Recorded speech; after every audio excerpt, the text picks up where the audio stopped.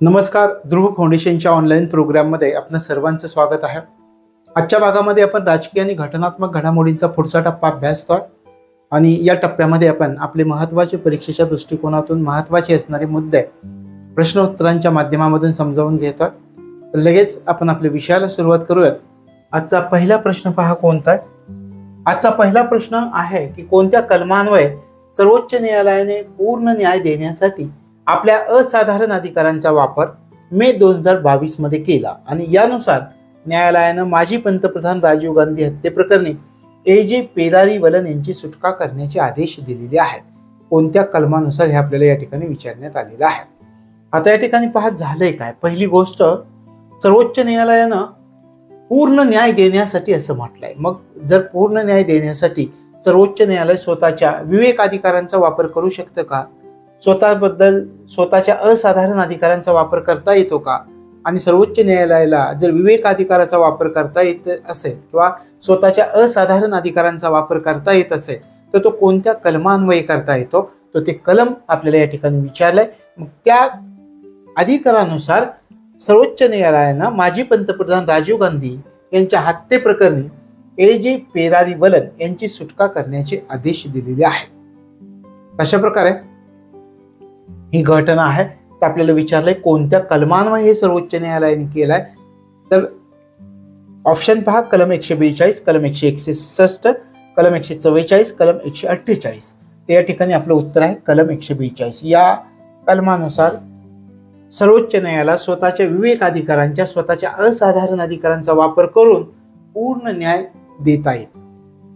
आता घटना काय घडली होती, या घटनेवर सर्वोच्च न्यायालयाने कसा निर्णय दिला हे आपण समजावून घेऊया.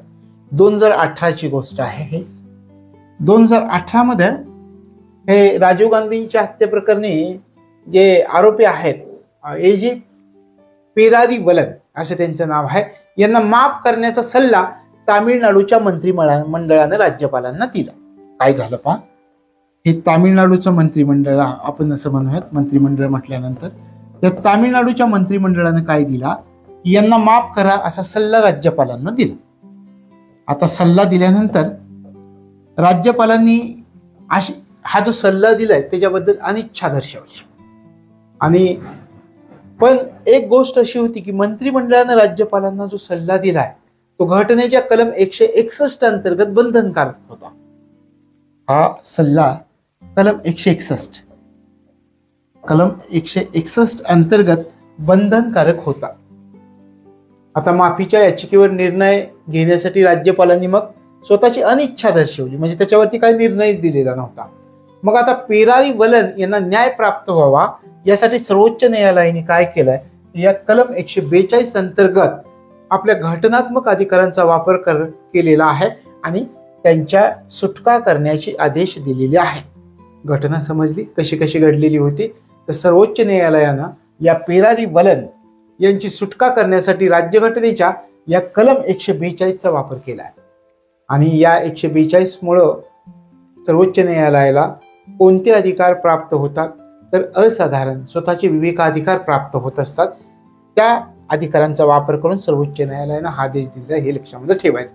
आता या ठिकाणी केंद्र सरकारने एक युक्तिवाद मांडला की तुम्ही जो हा निर्णय दिलेला आहे, तर एखाद्या व्यक्तीच्या हत्येचा जर खटला असेल, कलम 302 नुसार जर एखाद्या व्यक्तीवरती खटला भरलेला असेल तर त्या गोष्टीमध्ये माफी देण्याचा अधिकार फक्त राष्ट्रपतींना आहे असं केंद्र सरकारने सर्वोच्च न्यायालयाला सांगितलं.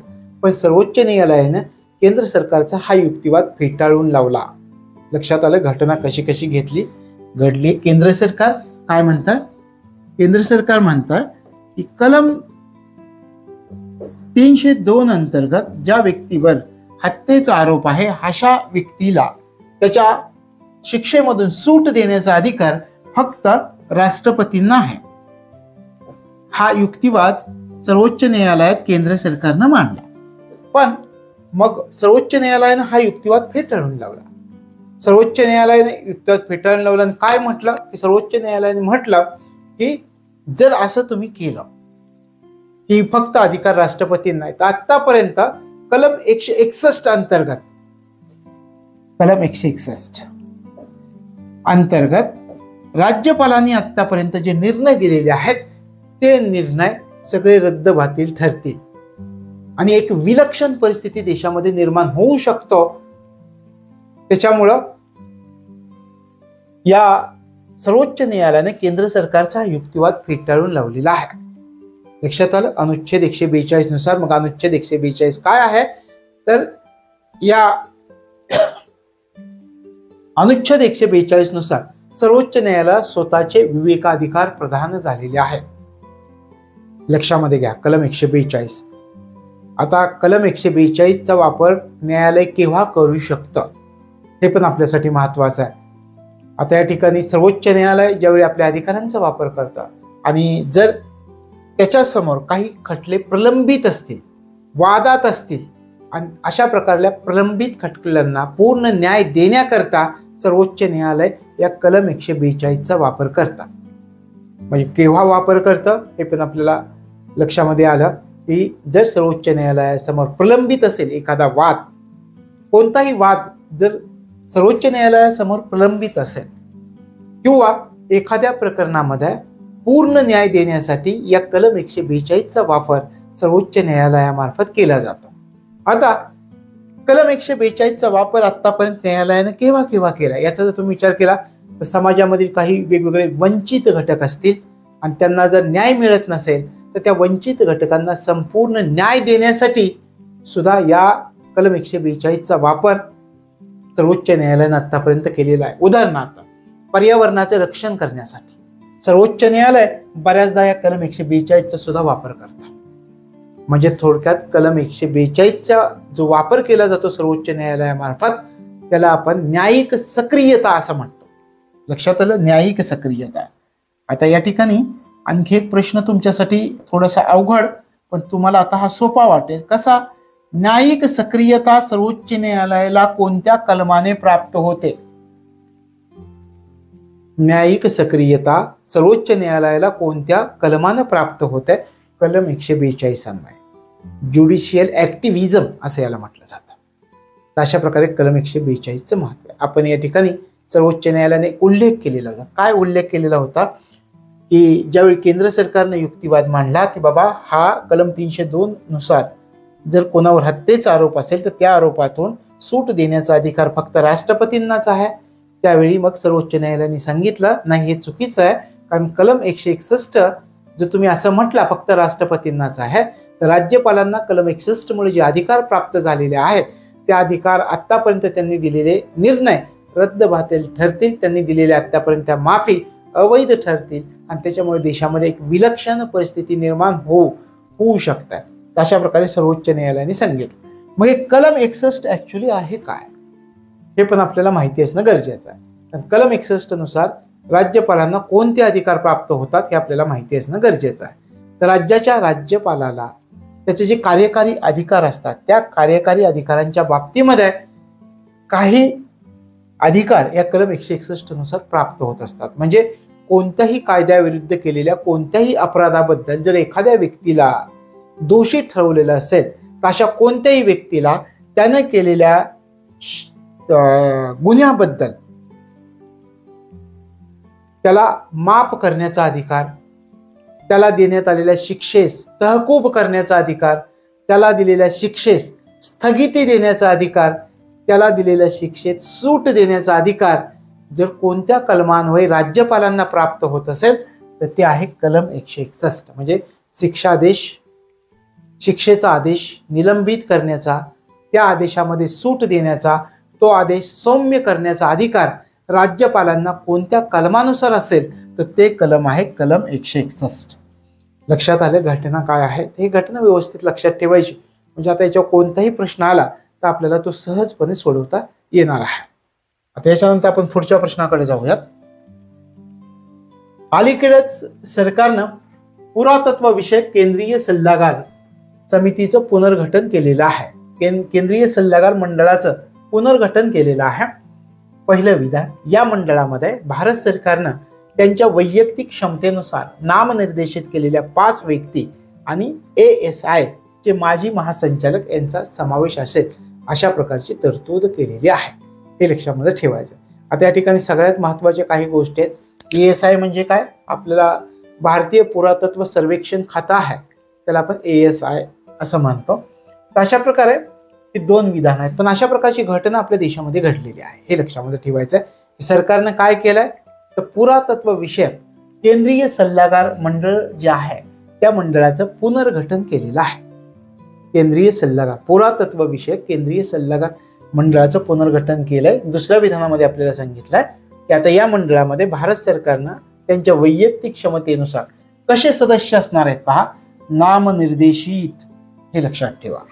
नामनिर्देशित केलेल्या 5 व्यक्ती आणि ASI चे माजी महासंचालक यांचा समावेश त्याच्यामध्ये असणार आहे. ही दोन विधाने या ठिकाणी आपल्याला लक्षामध्ये ठेवायचं. आता या पुरातत्व विषयक जे आपण म्हणतोय की केंद्रीय सल्लागार मंडळ, याच्या संक्षिप्त नावाचा जर आपण विचार केला तर याचं संक्षिप्त नाव आहे CABA. जे आपण आता म्हणतो हे सल्लागार मंडळ, पुरातत्व विषयक केंद्रीय सल्लागार मंडळ, याला संक्षिप्त नाव आहे CABA, central advisory board on archaeology. लक्षात आलं? Central advisory board on archaeology, याला आपण पुरातत्व विषयक केंद्रीय सल्लागार मंडळ या नावाने ओळखतो. अशा प्रकारे हे लक्षामध्ये या ठिकाणी ठेवायचं. आता या CABA विषयी आपल्याला माहिती असणं गरजेचं आहे. भारतीय पुरातत्व सर्वेक्षण खातं, हे जे आपण म्हणतो हे ASI, भारतीय पुरातत्व सर्वेक्षण खाते. सर्वेक्षण खाते, भारतीय पुरातत्व सर्वेक्षण खाते आणि पुरातत्व संशोधन क्षेत्र यांच्यामधील जो संपर्क आहे तो संपर्क मजबूत करण्यासाठी या मंडळाची स्थापना करण्यात आली. म्हणजे तुमच्या पहिल्यांदा लक्षात आलं की या CABA ची स्थापना कोणत्या उद्देशाने करण्यात आलेली आहे. पुरातत्व संशोधन क्षेत्र,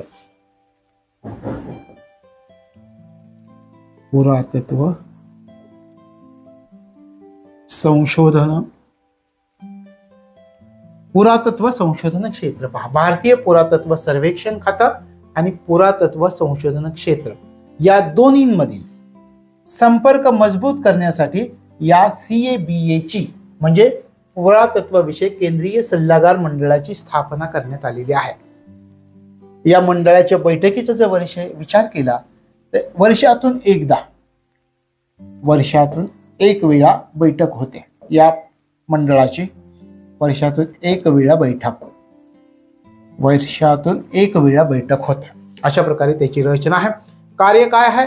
केंद्राला पुरातत्व जे शास्त्र आहे त्या पुरातत्व शास्त्रासंबंधित सल्ला देणं हे कार्य आहे CABA चे. हे पण लक्षात ठेवा, पुरातत्व शास्त्राशी संबंधित बाबींवर सल्ला देणं.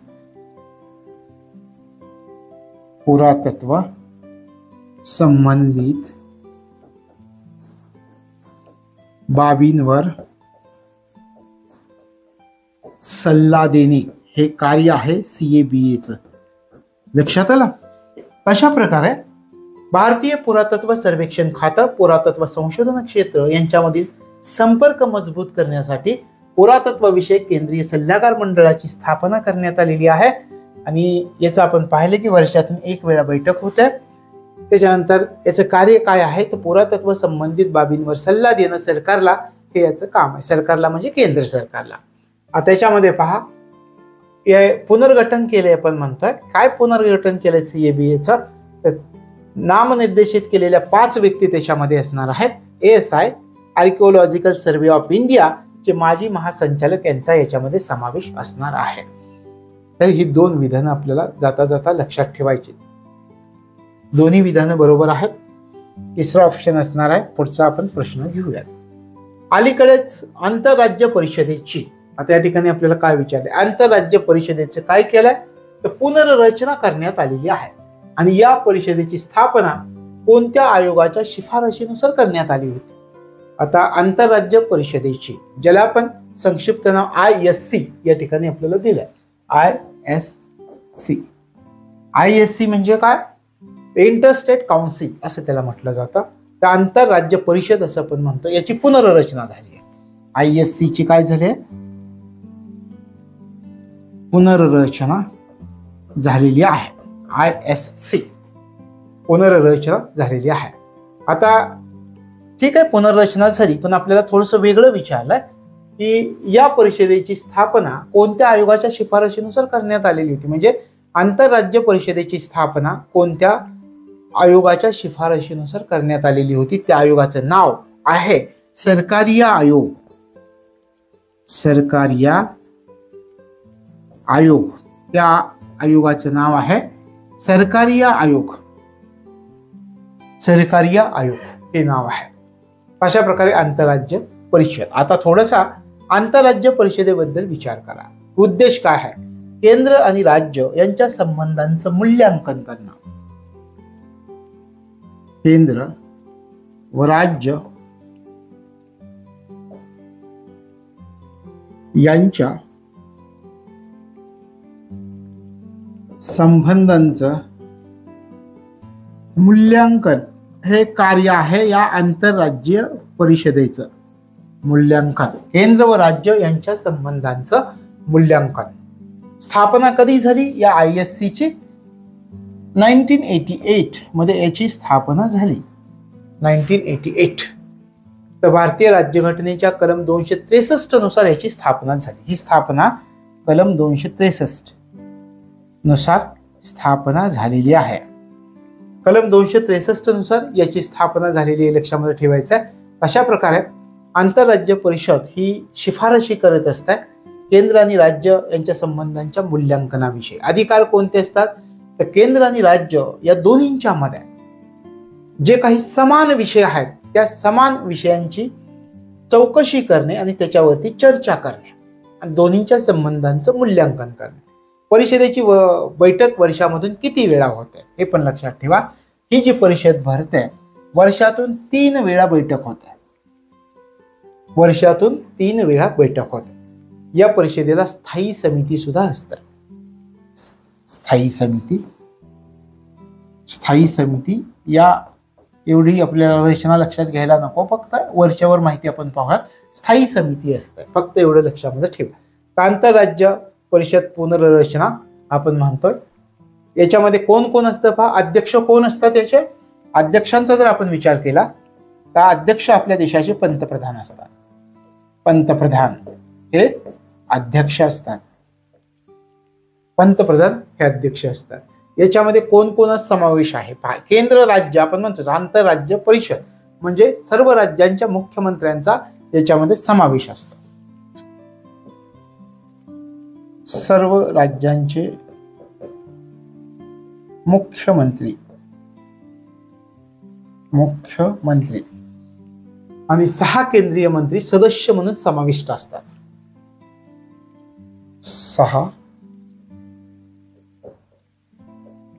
केंद्रीय मंत्री सदस्य असतात. सदस्य म्हणून समाविष्ट याच्यामध्ये असतात. आता ही पुनर्रचना आपण म्हणतात. तर ही आपली रचना होती आतापर्यंतची. ही जी आहे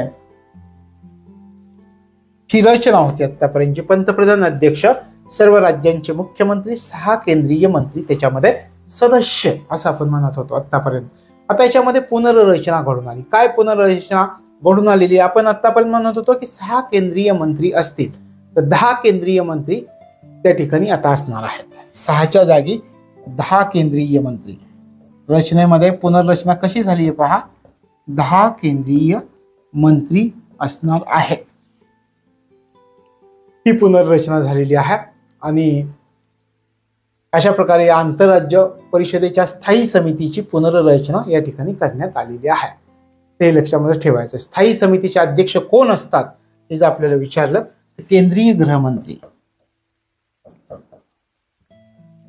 केंद्रीय गृहमंत्री हे स्थायी समितीचे अध्यक्ष असतात.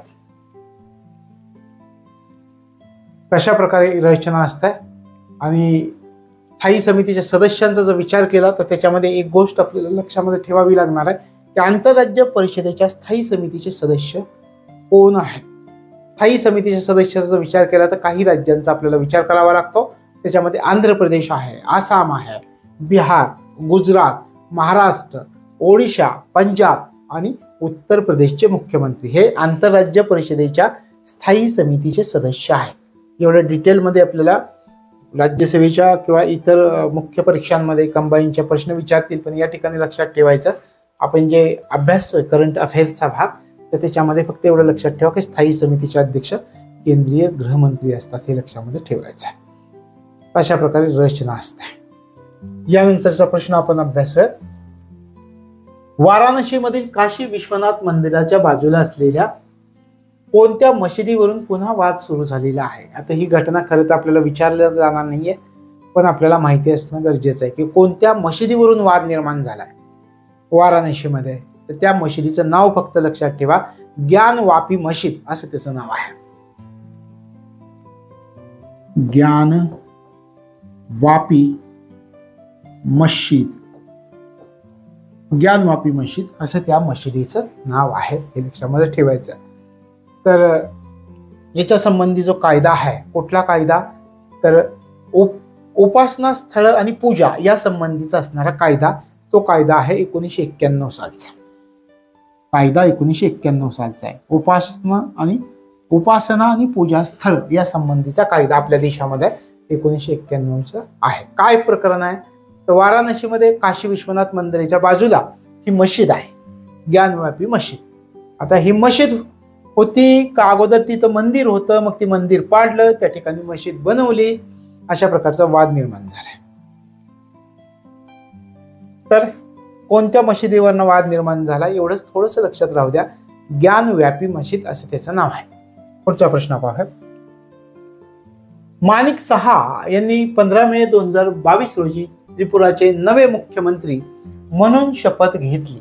आता त्रिपुराच्या निवडणुका झाल्यानंतर नवीन मुख्यमंत्री, तर सहा हे त्रिपुराचे 11वे मुख्यमंत्री ठरलेले. त्या कॉमन आहेत, विधान कॉमन आहेत, फक्त माहिती असणं गरजेचं आहे की त्रिपुरा आणि निवडणुका झाल्या 22 मध्ये झालेत, त्यामुळे आपल्यासाठी महत्वाच्या. मग मुख्यमंत्री म्हणून कोणी शपथ घेतलेली आहे, तर माणिक सहा हे त्यांचं नाव लक्षात ठेवा. आणि त्रिपुराचे ते 11वे मुख्यमंत्री ठरलेले आहेत, 11वे मुख्यमंत्री ठरलेले आहेत. हे दोन्ही विधानं आपल्याला सत्तेत हे लक्षात ठेवायचं. लक्षात आलं, त्रिपुराची निवडणूक 2022 मध्ये झाली आहे, माणिक सहा हे मुख्यमंत्री ठरलेत आणि त्या ठिकाणचे ते 11वे मुख्यमंत्री आहेत. भारतीय जनता पक्षाचे त्या ठिकाणी ते मुख्यमंत्री आहेत, हे लक्षामध्ये ठेवायचं. यानंतरचा प्रश्न पहा. खालीलपैकी कोणत्या सरकारनं सुरू केलेली घरोघरी रेशन वितरण योजना रद्द करण्याचे आदेश त्या ठिकाणच्या उच्च न्यायालयानं दिले आहेत? दिल्ली, पंजाब, केरळ, तेलंगणा.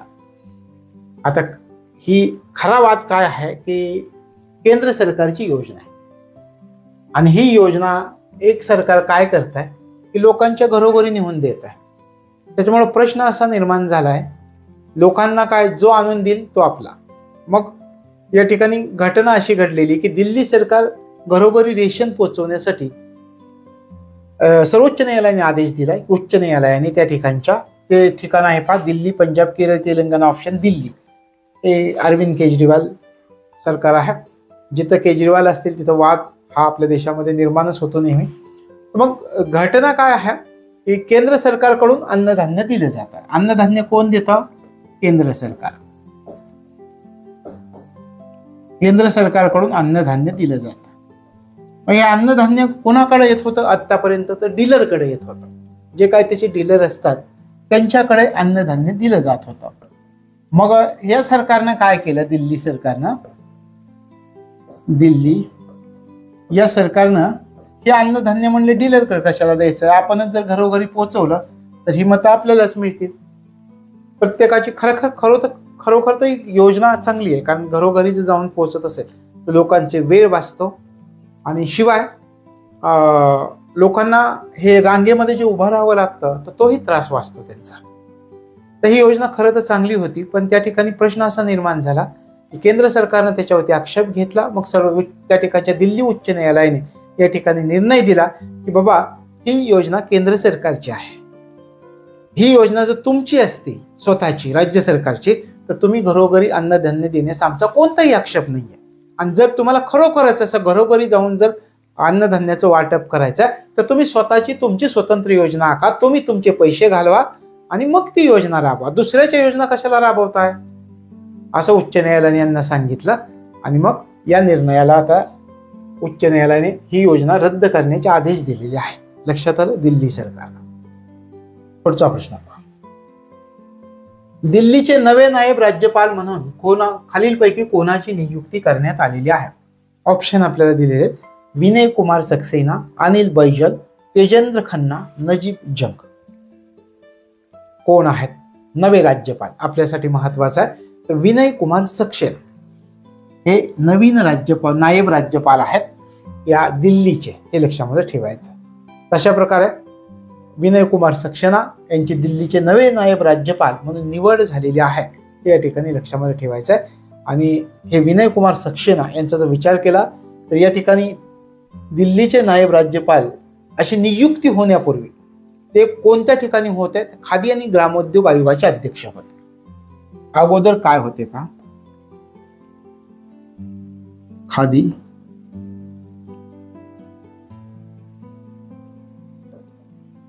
ग्रामोद्योग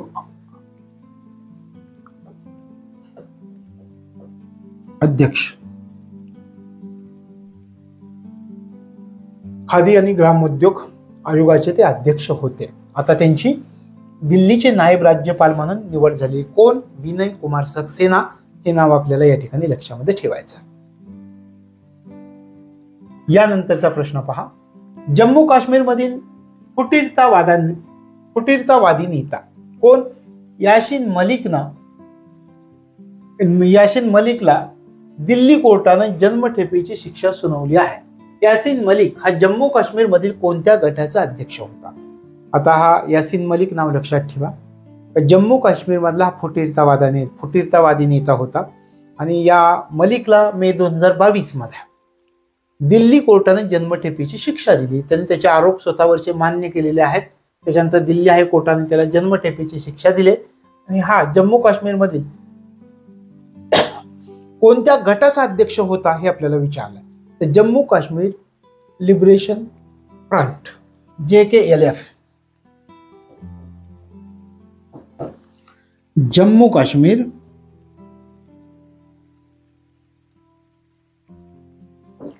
लिबरेशन फ्रंट.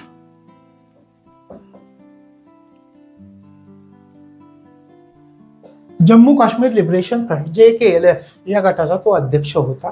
हे नाव लक्षामध्ये ठेवा, यासिन मलिक.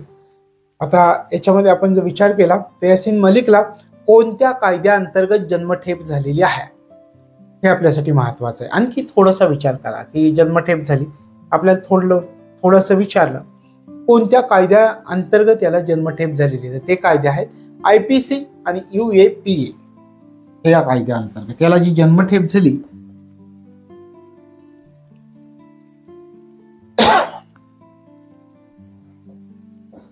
UAPA या कायद्या. IPC तुम्हाला माहिती आहे इंडियन पिनल कोड असं आपण त्याला म्हणतो आणि UAPA काय आहे त्याला आपण म्हणतो unlawful activities prevention act. Unlawful activities prevention act त्याला मराठीमध्ये काय म्हटलं जातं तर बेकायदेशीर कृत्य प्रतिबंधक कायदा. बेकायदेशीर, अनलॉफुल बेकायदेशीर, ऍक्टिव्हिटीज कृत्य, प्रिव्हेन्शन प्रतिबंध, ऍक्ट कायदा. अशा प्रकारे अनलॉफुल ऍक्टिव्हिटीज प्रिव्हेन्शन ऍक्ट कधीचा कायदा आहे हा?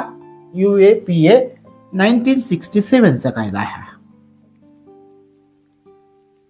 ज्याला आपण बेकायदेशीर कृत्य प्रतिबंधक कायदा या नावाने ओळखतो तो. आता याच्यावरती कोणकोणते कलम लावण्यात आलेली आहे त्याचा जर तुम्ही विचार केला तर हे जे 1967 चा कायदा आहे त्याचा जर आपण विचार केला तर त्याच्या अंतर्गत कलम 16 आहे. कलम 16 कशाशी संबंधित आहे? याच्या अंतर्गत असणारं कलम दहशतवादी कृत्याशी संबंधित हे कलम आहे. त्यानंतर कलम 17 आपण लावण्यात आलेला आहे. कलम 17 कशाशी संबंधित आहे तर दहशतवादी कारवाया ज्या केल्या जातात त्या कारवायांसाठी निधी जो उभारला जातो त्याच्याबद्दल कलम 17 संबंधित आहे. दहशतवादी कारवायांसाठी निधी उभारणे याच्यासाठी कलम 17 संबंधित आहे. याच्या अंतर्गतही त्याच्यावरती या ठिकाणी आरोप ठेवण्यात आलेले आहेत. कलम 18 अंतर्गतही त्याच्यावरती आरोप आहेत. कलम 18 काय? दहशतवादी कृत्याचा कट आखणे कट रचणे, अशा प्रकारे कलम 18 संबंधित आहे. त्यानंतर कलम 20 हे सुद्धा त्याच्यावरती लावण्यात आलेलं आहे या कायद्याअंतर्गत, UAPA या कायद्याअंतर्गत. कलम 20 कशाशी संबंधित आहे तर दहशतवाद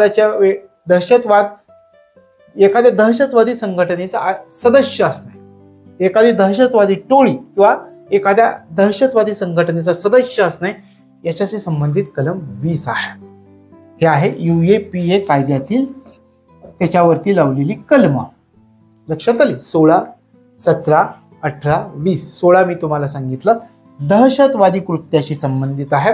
17 मी तुम्हाला सांगितलं दहशतवादी कारवायांची निधी उभारण्याशी संबंधित आहे. निधी म्हणूयात आपण, तुम्ही ओळखाल दहशतवादी कारवायांसाठी निधी उभारणे. कलम 18 कृत्य, दहशतवादी कृत्याचा कट रचणे, कृत्य किंवा कट म्हणूयात आपण, कट रचणे, दहशतवादी कट रचणे याच्याशी संबंधित आहे. त्यानंतर कलम 20 सदस्य असणे, कशाचा? दहशतवादी टोळीचा किंवा दहशतवादी संघटनेचा सदस्य असणे याच्याशी कलम. हे सगळे आरोप या UAPA या कायद्याअंतर्गत या यासीन मलिक वरती लावण्यात आलेला आहे, जो जम्मू काश्मीर लिबरेशन फ्रंटचा अध्यक्ष आहे. आता हे झालं UAPA याच्या अंतर्गत. IPC अंतर्गत कोणती कलम लावलेली आहेत याचा तुम्ही विचार केला तर IPC अंतर्गत जर आपण विचार केला तर कलम 121 लावलेला आहे IPC अंतर्गत. याच्यावरती कलम 121 अतिशय गंभीर कलम आहे. या कलमाचा जर आपण विचार केला तर भारत सरकार विरुद्ध युद्ध छेडणं हे जी तरतूद आहे ही तरतूद या कलमाशी संबंधित आहे. भारत सरकार विरुद्ध युद्ध छेडणं हे कलम 121, इंडियन पिनल कोड कलम 121. त्यानंतर कलम 124A हे पण लावण्यात आलेलं आहे. 124A इंडियन पिनल कोड अंतर्गत कलम 124A राजद्रोहचा आरोप याच्यावरती ठेवण्यात आलेला आहे. अशा प्रकारे ही कलम या यासीन मलिक वरती लावलेली, त्याला आता जन्मठेपेची शिक्षा सुनावलेली आहे. तर तो जम्मू काश्मीर लिबरेशन फ्रंट या गटाचा अध्यक्ष होता, या ठिकाणी लक्षामध्ये ठेवायचं आहे. अशा प्रकारे हे UAPA कायदा, IPC कायदा हे लक्षामध्ये ठेवायचं आहे. भारत सरकारने या UAPA कायद्याचा जर विचार केला तर आपण म्हटलं की 1967चाच कायदा आहे. 1967 मध्येच हा कायदा त्यावेळी संमत करण्यात आलेला होता. आणि या कायद्याअंतर्गत अनेकदा त्या ठिकाणी भारत सरकार विरुद्ध जी निदर्शनं करतात, विद्यार्थी असतील, पत्रकार असतील, यांना सुद्धा याच्या मार्फत अटक केली गेलेली होती मागच्या कालावधीमध्ये. तर हा कायदा असा आहे, हा UAPA, की कोणत्याही व्यक्तीला या कायद्यानं, या UAPA कायद्यानं कोणत्याही व्यक्तीला दहशतवादी ठरवता येऊ शकतं. याच्या अगोदर तरतूद अशी होती की फक्त कोणत्याही संघटनेला, कोणत्याही गटाला दहशतवादी घोषित केलं जाऊ शकत होतं या कायद्यानं. पण आता या कायद्यानुसार कोणत्याही व्यक्तीला दहशतवादी सुद्धा ठरवता येऊ शकतं. आणि या कायद्याअंतर्गत ज्या शिक्षा दिल्या जातात त्याचा जर विचार केला तर जन्मठेप आणि देहांत या शिक्षा दिल्या जातात या कायद्याअंतर्गत. आणि आता त्याला कुठली शिक्षा दिली आहे? जन्मठेपेची शिक्षा देण्यात आलेली आहे. आता सगळ्या घटना तुमच्या समोर स्पष्ट झालेल्या असतील, ते लक्षामध्ये ठेवायचं. यानंतरचा प्रश्न पहा. प्रश्न आहे समान नागरी संहिता किंवा कायदा लागू करण्यासाठी कोणत्या राज्यामध्ये सरकारनं सर्वोच्च न्यायालयाच्या निवृत्त न्यायाधीशांच्या अध्यक्षतेखालील एका तज्ज्ञ समितीची स्थापना केलेली आहे? म्हणजे या ठिकाणी पहा, या ठिकाणी महत्वाचा प्रश्न आहे आपल्यासाठी. ऑप्शन्स काय दिलेत पहा. झारखंड, उत्तराखंड, बिहार आणि उत्तर प्रदेश. समान नागरी संहिता किंवा कायदा लागू करण्यासाठी कोणत्या राज्यामध्ये, यापैकी एक राज्य की त्या राज्यामध्ये सरकारनं सर्वोच्च न्यायालयाच्या निवृत्त न्यायाधीशांच्या अध्यक्षतेखाली तज्ज्ञ समिती स्थापन केलेली आहे. तर असं कोणतं राज्य, याचा जर विचार केला तर ते राज्य आहे उत्तराखंड. उत्तराखंड या राज्याला समान नागरी संहिता अथवा कायदा लागू करण्यासाठी या उत्तराखंड राज्यानं सर्वोच्च न्यायालयाच्या निवृत्त न्यायाधीशांच्या अध्यक्षतेखाली एका तज्ज्ञ समितीची स्थापना केलेली आहे, हे लक्षामध्ये ठेवायचं आहे. अशा प्रकारे ते कोणते सर्वोच्च न्यायालयाचे निवृत्त न्यायाधीश आहेत याचा जर तुम्ही विचार केला तर त्यांचं नाव आहे रंजना प्रकाश देसाई. हे नाव जे आहे, अध्यक्ष आपण म्हणतो, ते त्यांचं नाव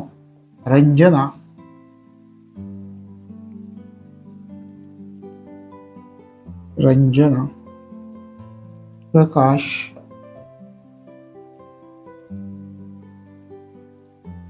देसाई असं त्यांचं नाव आहे. रंजना प्रकाश देसाई हे लक्षामध्ये ठेवायचं. आणि याच्यापूर्वी अलाहाबाद उच्च न्यायालयानं केंद्र सरकारला समान नागरी कायद्याच्या अंमलबजावणीसाठी प्रक्रिया सुरू करण्याचं आव्हान दिलं होतं. हे मागच्या प्रश्नांमध्ये आपण अभ्यासलं आहे.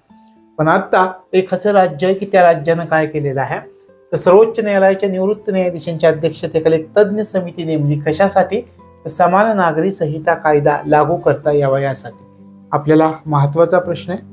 तर उत्तराखंड राज्यानं कोणाच्या अध्यक्षतेखाली समिती नेमली?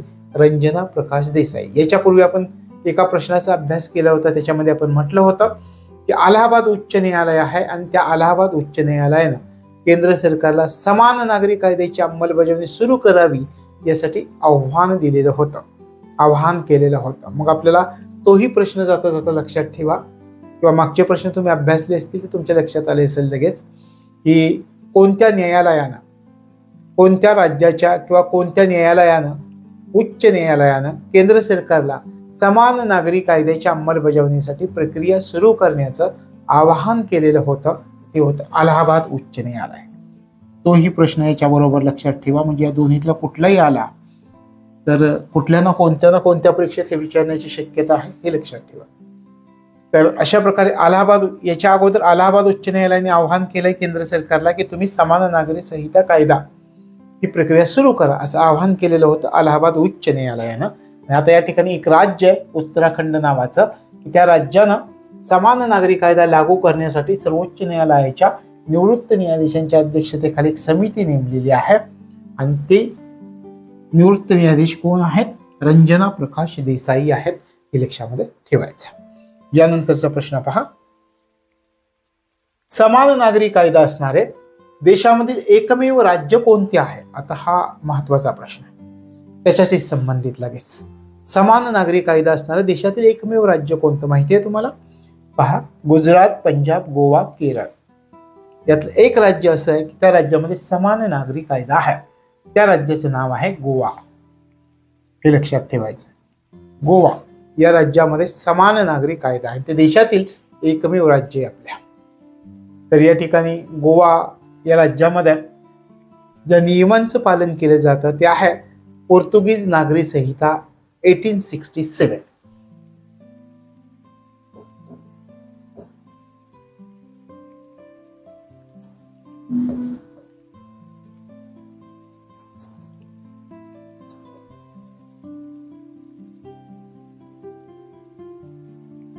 पोर्तुगीज नागरी संहिता 1867 आणि यालाच आपण समान नागरी संहिता असं सुद्धा म्हणतात. म्हणजे पहिली गोष्ट आपल्याला काय लक्षामध्ये ठेवायचं, तर समान नागरी कायदा असणाऱ्या देशामधलं एकमेव राज्य कोणते? गोवा.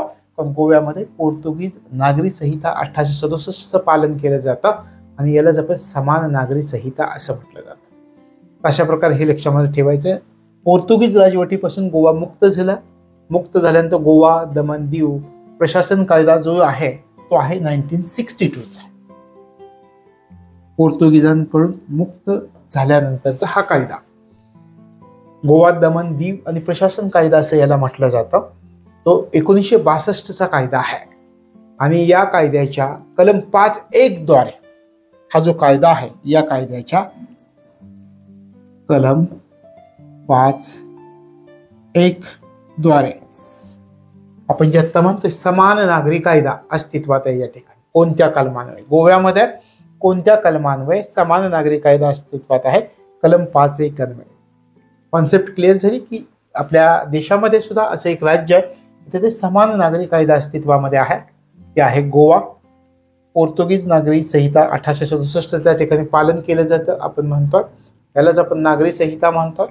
पोर्तुगीजांपासून गोवा मुक्त झाला. गोवा मुक्त झाल्यानंतर त्या ठिकाणी कायदा करण्यात आला आणि त्या कायद्याला म्हणण्यात आलं गोवा, दमण आणि दीव प्रशासन कायदा 1962. आणि त्या कायद्याच्या कलम 5(1) अन्वये काय केलेलं आहे तर समान नागरी कायदा अस्तित्वात आहे. अशा प्रकारे सगळ्यांना समान रीतीने अधिकार दिलेले आहेत. कोणताही भेद केला जात नाही. त्या ठिकाणी सगळ्यांना समान रीतीने दिलेले अधिकार. तर हा लक्षामध्ये ठेवायचा. पुढचा प्रश्न पाहूया. अलीकडेच कोणत्या राज्य सरकारनं सर्व जाती आणि समुदायाचे सामाजिक आर्थिक सर्वेक्षण करणार असल्याचं जाहीर केलं आहे. झारखंड, उत्तर प्रदेश, बिहार, मध्य प्रदेश, आता एक राज्य असं आहे की त्या राज्याच्या सरकारने सर्व जाती आणि समुदायाचं सामाजिक आर्थिक सर्वेक्षण करणार असल्याचं जाहीर केलं. हे खऱ्या अर्थाने तर आपण म्हणतो की जातीभेद नष्ट करायचा आहे, मग हे सर्वेक्षण का करायचं आहे महत्वाचा मुद्दा. हे म्हणतात की आम्हाला तो समाज कळला पाहिजे, त्यांचा विकास करता आला पाहिजे. पण खऱ्या अर्थानं आपल्यासारख्या सामान्य माणसाला हे कळतं की बाबा हे यासाठी करत नाहीत तर कोणत्या जातीची किती लोक आहेत आणि त्यांची मतं आपल्याला कशी पाडायची आहेत या दृष्टिकोनातून हे समाजाची विभागणी गटामध्ये करतात आणि आपल्याला जाहीर करतात. जर आपल्याला जातीभेदच पाळायचा नाहीये तर मग जाती कशासाठी, हा सर्वात महत्वाचा प्रश्न या ठिकाणी निर्माण होतो. आणि मग काही राज्य सरकार आहेत की सर्व जाती आणि समुदायाचे सामाजिक आर्थिक सर्वेक्षण करण्यास असल्याचे जाहीर केलंय. ऑप्शन्स पहा: झारखंड, उत्तर प्रदेश, बिहार, मध्य प्रदेश. कोणतं राज्य आहे त्याच्यामधलं लक्षामध्ये ठेवायचं बिहार राज्य आहे. काय, बिहार या राज्यानं अलीकडच्या कालावधीमध्ये सर्व जाती आणि समुदायाचे सामाजिक आणि आर्थिक सर्वेक्षण करणार असल्याचं जाहीर केलेलं आहे. आणि ही जमा होणारी जी आकडेवारी असणार आहे या सरकारकडं, ती आकडेवारी हे सरकार वर्तमानपत्रामध्ये एका जाहिरातीद्वारे प्रसिद्ध केली जाणार आहे या सरकारमार्फत. तर सामाजिक, आर्थिक आणि जातीय जनगणना 1931 मध्ये प्रथम झालेली होती. अशा प्रकारची जातीय जनगणना 1931 नंतर जर आपण विचार केला तर आपल्या देशामध्ये 2011 मध्ये अशा प्रकारची जातीय गणना करण्यात आलेली होती.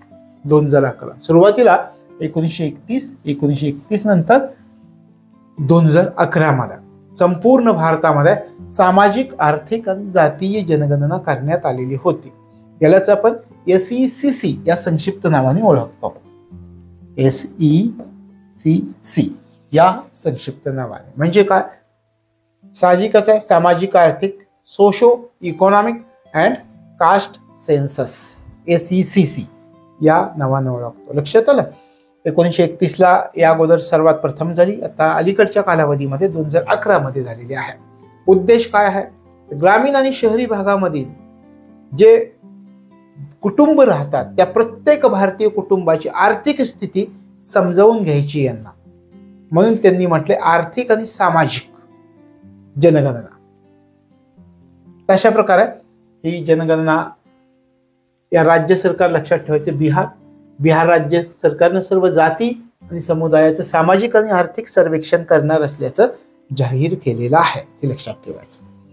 यानंतरचा प्रश्न पहा: राज्यभरातील सरकारी कार्यालयातील भ्रष्टाचाराला आळा घालण्यासाठी खालीलपैकी कोणत्या राज्यानं ACB anti corruption bureau 14,400 app सुरू केलेला आहे? आसाम, अरुणाचल प्रदेश, आंध्र प्रदेश, उत्तर प्रदेश. कोणत्या राज्याने सुरू केलंय? तर या ठिकाणी लक्षात ठेवायचं की कशासाठी हे लक्षात ठेवा. अगोदर राज्यामधील सरकारी कार्यालयामधील भ्रष्टाचाराला आळा घालता यावं यासाठी एका राज्यानं हे ACB 14,400 ऍप सुरू केलाय. ते राज्य कोणतं याचा जर विचार केला तर ते राज्य आंध्र प्रदेश आहे, हे लक्षात ठेवायचं. कोणतं ऍप? ACB 14,400 हे ऍप सुरू केलेलं आहे. अँटी करप्शन ब्युरो 14,400 किंवा 144,00 असं म्हणा, तुमच्या पद्धतीने जसं लक्षामध्ये ठेवता येईल त्या पद्धतीने आपल्याला या ठिकाणी पाहता येईल. आंध्र प्रदेशाचे मुख्यमंत्री, लोकप्रिय मुख्यमंत्री आपण म्हणूयात जगनमोहन रेड्डी.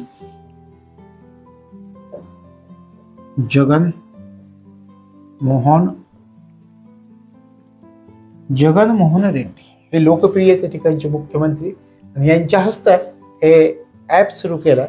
ACB 14,400 सरकारी कार्यालयामधील भ्रष्टाचाराला आळा घालता यावं यासाठी. तर त्या ठिकाणी असणाऱ्या या अँटी करप्शन ब्युरो म्हणजे लाचलुचपत प्रतिबंधक खातं असं याला म्हणतात, या ACBनं हे ऍप सुरू केलंय. हे ऍप ACBनं लाचलुचपत प्रतिबंधक विभाग, ज्याला आपण अँटी करप्शन ब्युरो असं म्हणतो, त्यांनी विकसित केलेलं आहे. इलेक्शनमध्ये ठेवायचं. तर या ऍप मार्फत काय होणार आहे, याच्या माध्यमातून लोकांना काय करता येईल, राज्यामधील कोणताही सरकारी अधिकारी असला तर त्या सरकारी अधिकाऱ्याच्या भ्रष्टाचारासंबंधित तक्रारी या ऍपच्या माध्यमातून लोकांना सरकारकडे करता येणार आहे. म्हणजे थोडक्यात तुम्ही कोणी पैसे मागितले एखाद्याला तर तुम्ही त्याचं व्हिडिओ शूटिंग काढून घेऊ शकता, ऑडिओ रेकॉर्डिंग करू शकता आणि मग लोक काय करणार की हे भ्रष्टाचाराचं जे ॲप आहे तर या प्रकरणाची तक्रार करताना हे व्हिडिओ क्लिप्स किंवा ऑडिओ क्लिप्स किंवा त्याचे फोटो काढलेले ते पुरावे या ठिकाणी तुम्ही जोडू शकता या ॲपवरती. अशा प्रकारे हे ॲप असणार आहे. आंध्र प्रदेश राज्याचं हे लक्षामध्ये ठेवायचं. यानंतरचा प्रश्न पहा. प्रश्न आहे, राष्ट्रीय उद्यानामधील सामुदायिक वन संसाधन हक्क ओळखणारं कोणतं राज्य देशामधलं द्वितीय राज्य ठरलेलं आहे? ऑप्शन्स पहा. छत्तीसगड, बिहार, उत्तराखंड, उत्तर प्रदेश. आता या ठिकाणी हे जे सामुदायिक वन संशोधन हक्क म्हणतो याचं जर संक्षिप्त रूप आपण पाहिलं त्याला CFR या नावाने ओळखलं जातं. CFR, community forest resources rights. लक्षात आलं? कम्युनिटी फॉरेस्ट रिसोर्स राईट, त्याला आपण CFR म्हणजे सामुदायिक वन संसाधन हक्क या नावाने ओळखलं जातं. हे सामुदायिक वन संसाधन हक्क काय असतं? एखादी सामान्य वन जमीन आहे, समजा ही आपण या ठिकाणी पाहूयात, अशाशी वन जमीन आहे या ठिकाणी. या वन जमिनीवर जगणारे अनेक पारंपरिकपणे जगणारे अनेक समुदाय असतात. मग त्या समुदायांना त्या ठिकाणी ती जमीन वापरण्यासाठी दिली जाते. म्हणजे एखाद्या समुदायाला त्या ठिकाणी वनांची असणारी जमीन वापरण्यासाठी दिली जाते, त्याला आपण म्हणतो सामुदायिक वन संसाधन हक्क. लक्षात आलं? सामान्य वनजीवन, पण एखादा समुदाय त्या वनांवरती जगत असतो. पारंपरिकपणे त्याच्या क्रिया त्या वनांच्या भोवती चालू असतात की त्या वनांमध्ये चालू असतात. मग अशा प्रकारे या समुदायाला त्या वनांमध्ये राहण्याचा हक्क दिला जातो, त्या ठिकाणी प्रवेश करण्याचा हक्क दिला जातो. त्याला आपण म्हणतोय सामुदायिक वन संसाधन हक्क. अशा प्रकारे राष्ट्रीय उद्यानातील अशा जमिनी ज्या वन संसाधन आहेत, वन आहेत, त्या राष्ट्रीय उद्यानातील सामुदायिक वन संसाधन हक्क ओळखणारं कोणतं राज्य देशातलं द्वितीय राज्य ठरलेलं आहे हे आपल्याला विचारलं. द्वितीय राज्य आहे छत्तीसगड. लक्षात येत आहे?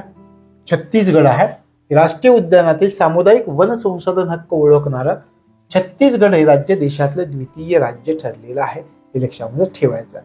आता प्रथम राज्य कोणतं याचा जर तुम्ही विचार केला तर प्रथम राज्य आहे ओडिशा. प्रथम राज्य ओडिशा हे लक्षात ठेवा. म्हणजे दुसऱ्या प्रकारे जरी तुम्हाला प्रश्न विचारला तर प्रथम राज्य ओडिशा. ओडिशा सरकारनं अशा प्रकारची संकल्पना मान्य केलेली आहे. तर ओडिशा सरकारनं सिमलीपाल राष्ट्रीय उद्यानातील हक्क मान्य केलेले होते. सिमलीपाल ओडिशाच्या बाबतीत लक्षात ठेवा, सिमलीपाल राष्ट्रीय उद्यान, अशा उद्यानामधील ज्या काही वनजमिनी होत्या त्या वनजमिनी समुदायाला वापरण्यासाठी या ओडिशा सरकारनं दिलेल्या होत्या, ज्याला आपण सामुदायिक वन संसाधन हक्क असं म्हणतो. तर छत्तीसगड सरकारनं सुद्धा काय केलं, एका राष्ट्रीय उद्यानामधील काही जमीन अशा प्रकारच्या समुदायाला वापरण्यासाठी दिलेली आहे आणि त्याला आपण सामुदायिक वन संसाधन हक्क असं म्हणतो. मग छत्तीसगड सरकारनं कोणत्या राष्ट्रीय उद्यानामधील जमीन या समुदायाला वापरण्यासाठी दिली याचा जर तुम्ही विचार करत असाल ते आहे कांगेर घाटी राष्ट्रीय उद्यान.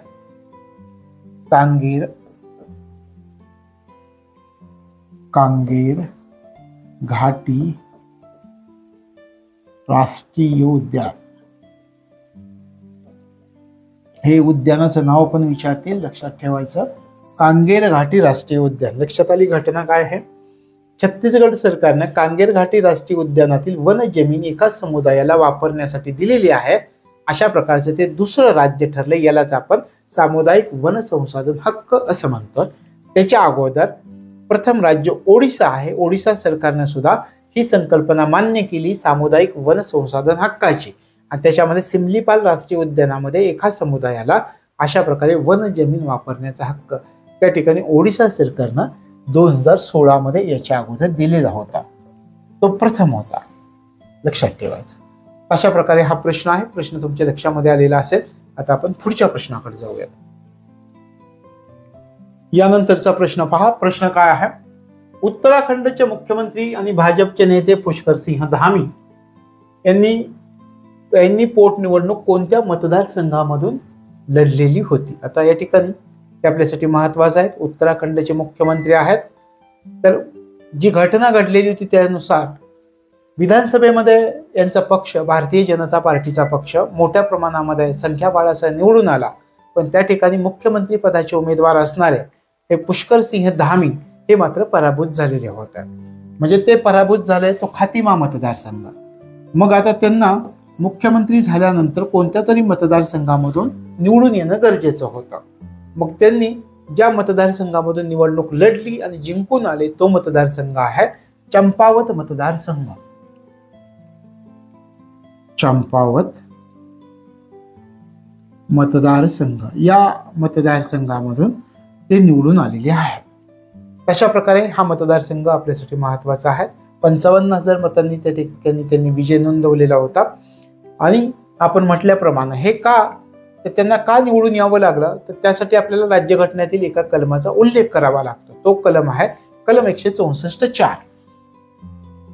कलम 164.4 मध्ये काय सांगण्यात आलेलं आहे याचा जर तुम्ही विचार करत असाल तर कलम 164.4 मध्ये नमूद करण्यात आलेलं आहे की कोणताही मंत्री कोणत्याही कालावधीमध्ये जर सलग 6 महिने त्या राज्य विधानमंडळाचा जर सदस्य नसेल तर त्याचं मंत्रीपद तो 6 महिन्यांचा कालावधी संपताच संपुष्टात येईल. अशा प्रकारची तरतूद आपल्याला कलम 164.4 मध्ये आहे. मग त्यासाठी त्यांना दुसऱ्या कोणत्या तरी विधानसभेच्या मतदारसंघामधून निवडून येणं किंवा विधिमंडळाचा सदस्य होणं गरजेचं होतं. मग त्या ठिकाणी काय केलेलं आहे त्यांनी, पोटनिवडणुकीमध्ये चंपावत मतदारसंघामधून पोटनिवडणूक जिंकली आणि त्या ठिकाणी ते निवडून आलेले आहेत. हे लक्षामध्ये ठेवायचं. यानंतरचा प्रश्न पहा. आझादी का अमृत महोत्सव अंतर्गत पंतप्रधान नरेंद्र मोदींनी, आता या ठिकाणी नाण्यांची मालिका असं आपण म्हणतोय, पंतप्रधान नरेंद्र मोदींनी नाण्यांची विशेष मालिका सुरू केली. अशा प्रकारची नाणी दृष्टिहीनांसाठी अनुकूल आहेत. अशा प्रकारचे आपण प्रश्न एक पाहिलेला होता सुरुवातीच्या कालावधीमध्ये एकदम आपण ज्यावेळेस सुरू केलेल्या घटना. तर हा पण लक्षामध्ये ठेवा जाता जाता. तर वरीलपैकी कोणती विधाने सत्य असत्य आहेत हे आपल्याला ओळखायचं. तर ही दोन्ही विधाने सत्य आहेत हे लक्षात ठेवा. आझादी का अमृत महोत्सव अंतर्गत पंतप्रधान नरेंद्र मोदी यांनी नाण्यांची विशेष मालिका सुरू केली आणि अशा प्रकारची नाणी जी आहेत ती दृष्टिहीनांसाठी अनुकूल आहेत हे लक्षामध्ये ठेवायचं आहे. मग ही नाणी 1, 2, 5, 10 आणि 20 रुपयांची आहेत. 1, 2, 5, 10, 20 रुपयांची अशा प्रकारची नाणी आहेत जी कशासाठी, दृष्टिहीनांसाठी अनुकूल नाणी म्हणून ओळखली जातात. आणि या नाण्यांचा जो विचार केला तर या नाण्यांवर आझादी का अमृत महोत्सव अशा प्रकारची डिझाईन असणार आहे. अशा प्रकारे आपल्याला सांगता येईल की अर्थ मंत्रालयाच्या जे आयकॉनिक वीक सेलिब्रेशन याच्या निमित्तानं या नाण्यांचं अनावरण केलं गेलेलं होतं. आपण म्हणतो आझादी का अमृत महोत्सव या कार्यक्रमामध्ये. तर या कार्यक्रमामध्ये आपण म्हटलं की अर्थ मंत्रालयाचं कोणतं सेलिब्रेशन होतं, तर आयकॉनिक वीक सेलिब्रेशन होतं आणि त्या सेलिब्रेशनमध्ये या नाण्यांचं अनावरण करण्यात आलेलं होतं. अशा प्रकारे बँकांच्या काही निवडक शाखा आणि त्या निवडक शाखांमध्ये अशा प्रकारची 1, 2, 5, 10 आणि 20 रुपयांची जी विशेष नाणी आहेत त्यांचं वितरण केलं जात आहे. आझादी का अमृत महोत्सव आपण म्हटलं हा भारत सरकारचा कार्यक्रम आहे. आझादी का अमृत महोत्सव आपल्यासाठी स्वातंत्र्याची आपण 75 वर्ष जी साजरी केली त्याचं स्मरण म्हणून आपण हा आझादी का अमृत महोत्सव कार्यक्रम राबवलेला आहे. आता या कार्यक्रमाचा जर विचार केला तर कधीपासून हा आझादी का अमृत महोत्सव कालावधी राबवला तर लक्षात ठेवा 12 मार्च 2021 ते 15 ऑगस्ट 2023 पासून या कालावधीमध्ये हा आपण आझादी का अमृत महोत्सव हा कार्यक्रम राबवतोय. कोणत्या कालावधीमध्ये राबवतोय पहा. 12 मार्च 2021 ते 15 ऑगस्ट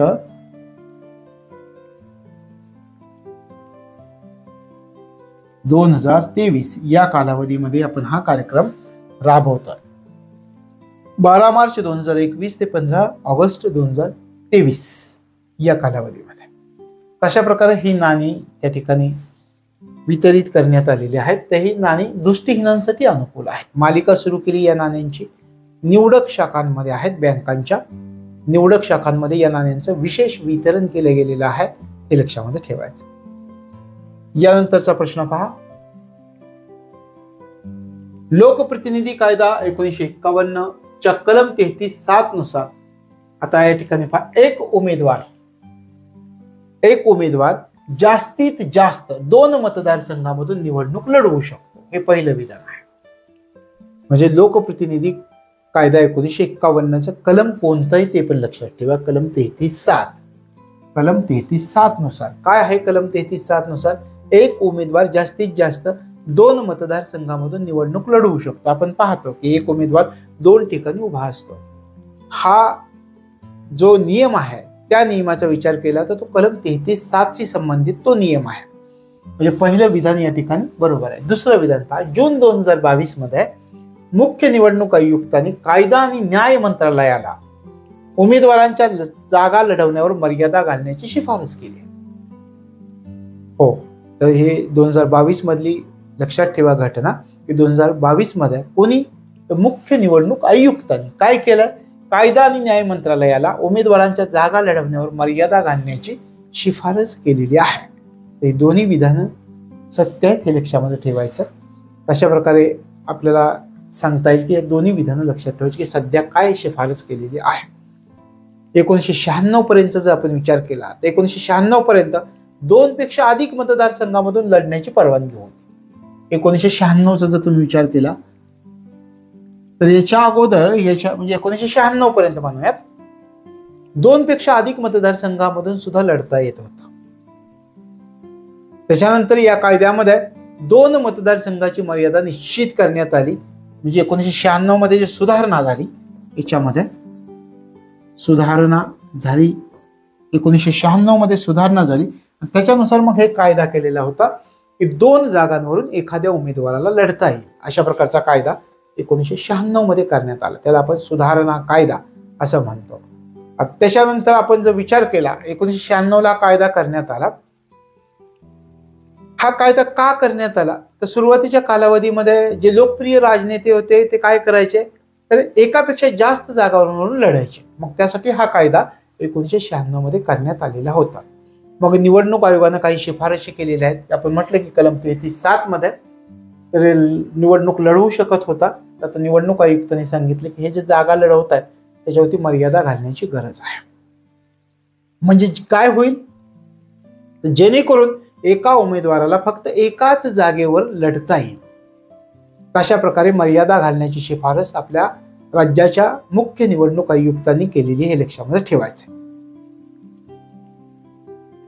त्याच्यानंतर आपण जर विचार केला आणखी एक याच्यामध्ये सांगितलंय या मुख्य निवडणूक आयुक्तांनी की समजा जर एखाद्या उमेदवारानं 2 मतदारसंघामधून निवडणूक लढवली, आपण मर्यादा टाकल्या, पण त्यांनी जर एखाद्या उमेदवारानं 2 मतदारसंघामधून निवडणूक लढवली आणि तो दोन्हीमध्ये पण जिंकला, तर त्यानंतरच्या एका मतदारसंघामध्ये पोटनिवडणूक घेण्याचा जो खर्च आहे तो खर्च त्या उमेदवाराला करावा लागेल. अशी व्यवस्था असली पाहिजे असं सुद्धा मुख्य निवडणूक आयुक्तांनी सुचवलेलं आहे. मग विधानसभा निवडणुकीसाठी ही रक्कम 5 लाख रुपये आणि लोकसभा निवडणुकीसाठी ही रक्कम 10 लाख रुपये असेल, अशा प्रकारे या ठिकाणी या मुख्य निवडणूक आयुक्तांनी सुचवलेलं आहे. लक्षात आलं काय घटना आहे. तर लोकप्रतिनिधी कायदा आपण म्हटलं 1951 च्या कलम 33(7) नुसार एक उमेदवार एकापेक्षा जास्त 2 मतदारसंघामधून निवडणूक लढवू शकत होता, आता लढवू शकतोय. म्हणजे आता आणि मुख्य निवडणूक आयुक्तांनी सूचना केलेली आहे जून 2022 मध्ये की कायदा आणि न्याय मंत्रालयाला की उमेदवारांच्या जागा लढवण्यावर मर्यादा घाला, एका जागेवरून एकालाच लढता येईल अशा प्रकारची तरतूद करूयात. आणि जर एखाद्या उमेदवारानं 2 पेक्षा अधिक मतदारसंघामधून किंवा 2 मतदारसंघामधून निवडणूक लढली, दोन्हीकडे जर तो जिंकला, तर त्यानंतरच्या एका मतदारसंघामधून जी पोटनिवडणूक घ्यायची ती पोटनिवडणुकीचा खर्च त्या उमेदवाराकडून घेतला जावा, अशा प्रकारची या ठिकाणी सूचना करण्यात आलेली आहे.